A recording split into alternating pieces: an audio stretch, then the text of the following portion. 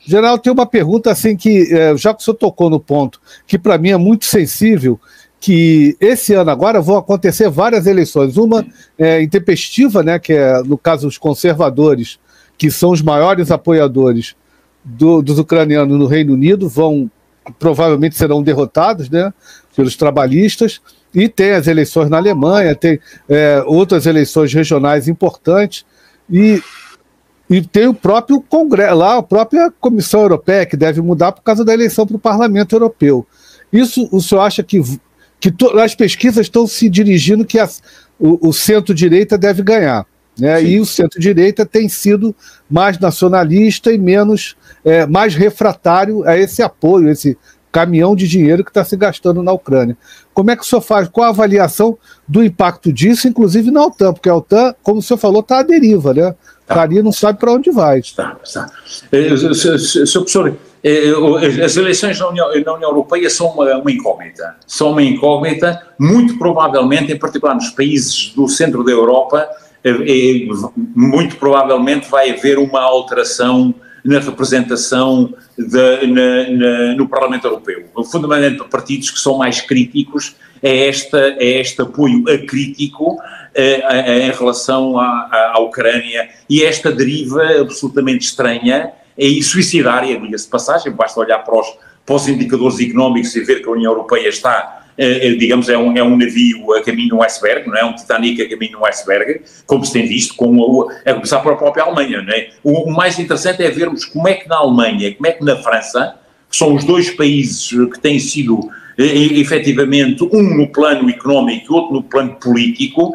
e do qual os cidadãos estão um bocadinho, parece-nos, digamos, é a visão que temos aqui a partir de Lisboa, que os cidadãos começam a estar um pouco fartos das ambiguidades do seu Macron e um pouco da tibieza do Sr. Scholz e da senhora Annalena Baerbock, daquela completa... E depois há ali os falcões mas são países, digamos, com pouco relevo, não é? Lituânia, Estónia, Letónia, são países que falam demasiado alto para a dimensão que têm, não é? Quando um país como a Estónia, que tem 1 milhão de habitantes, e quando o presidente ontem diz que quer vergar e fazer ajoelhar a Rússia, é um pouco, quando a Estónia é um dia de marcha de uma legião romana, não é? Portanto, desde a fronteira da Rússia até ao mar, aquilo, digamos, uma legião romana faria aquilo num dia. O exército russo fará aquilo muito mais depressa se houvesse um conflito. Mas, enquanto estiverem lá os canários na mina, não é? Que são os militares da NATO a garantir, falam com alguma arrogância e alguma inconsciência, se permite este termo deselegante. Agora, vai haver, aqui na Península Ibérica, em particular em Portugal, não há alteração nenhuma, até porque o tema é analisado fundamentalmente em termos de simpatias, em termos de pouca informação e muita narrativa propagandística. Esta é esta análise que faço, sinceramente, não obstante haja cada vez setores da sociedade portuguesa que têm uma visão um pouco diferente. Mas ao nível dos partidos políticos, por exemplo, em Portugal,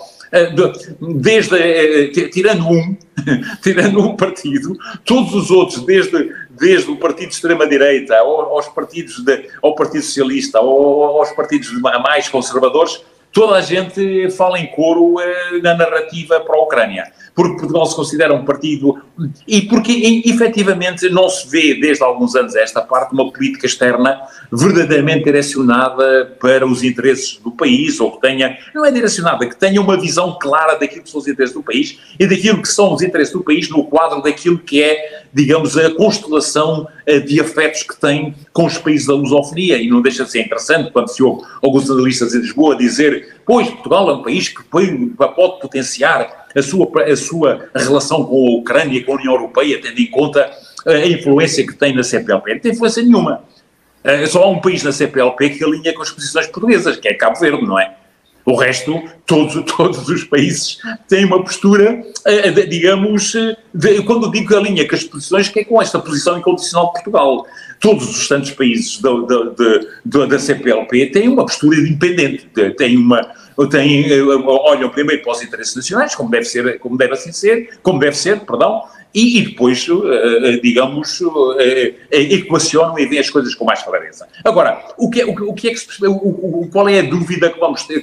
O que é previsível? É previsível que a geometria digamos, a representação no Parlamento Europeu seja substancialmente diferente, nomeadamente nos países que estão mais próximos da linha da frente, nomeadamente nos países que estão mais inteirados daquilo que é a situação na Ucrânia, nomeadamente daqueles que têm sofrido mais na pele e que têm a noção disso em termos do resultado do conflito, tanto pelo número de refugiados que têm, como pelo esforço financeiro que têm vindo a fazer, nomeadamente a Alemanha, nomeadamente a própria a Áustria, a França, o Reino Unido é um pouco estranho, porque o Reino Unido, qualquer que seja a política externa do Reino Unido raramente muda.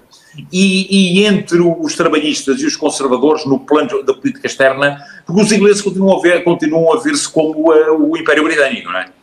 E continuam a olhar para a China e a Rússia, etc., como os bárbaros da Ásia que importa submeter, etc. Não queria ser deselegante, mas a postura é a mesma do século XIX. Aliás, o Reino Unido, para a dimensão que tem, para a dimensão estratégica que tem, aliás, superdimensionado. Sr. Professor, estes ataques ao sistema de vigilância e alerta nuclear, nos quais o Reino Unido tem certamente a mão, tendo em conta que hoje soubemos que um dos sistemas que foi lançado contra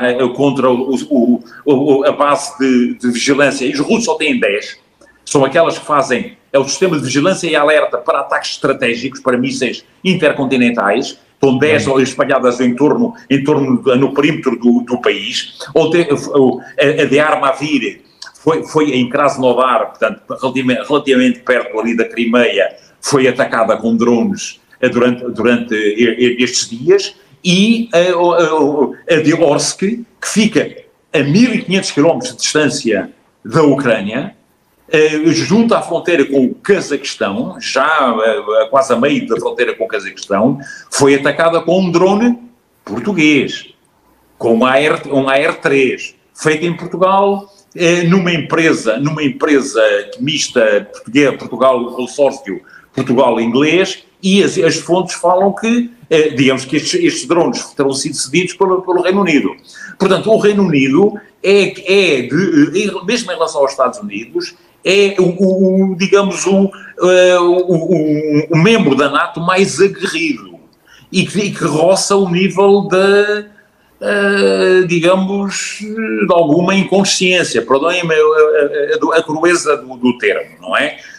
E mais, como sabemos, há cerca de 15 dias, o Ministério dos Estrangeiros russo chamou o embaixador francês e o embaixador russo, o embaixador britânico, e admoestou-os, e avisou-os, não é? Nomeadamente por causa da questão do emprego de armas destes países no interior da Rússia. E ao Reino Unido entregou-lhe uma declaração escrita, não é? Portanto, o Reino Unido é pouco provável que mude, seja com trabalhistas, até porque o Reino Unido tem uma política que vem do antecedente, vem de sempre.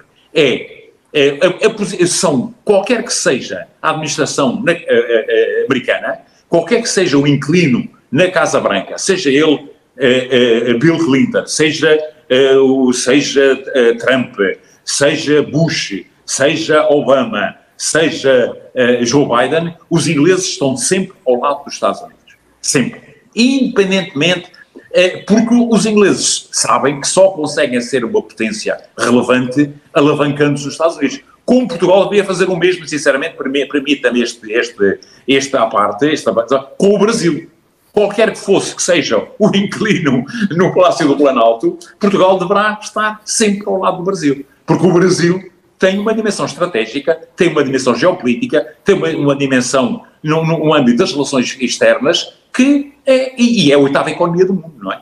Portanto, com tendência para subir. Portanto, é um país que faz a diferença, e um país com a dimensão de Portugal, alavancando-se no Brasil, tem um relevo. Um país com a dimensão de Portugal, que tem uma política externa diametralmente oposta em alguns pontos, nomeadamente na relação a este conflito, a política externa brasileira, naturalmente fragiliza-se. Portanto, uma coisa e quando aqui se diz que Portugal tem influência, não tem. infelizmente, não tem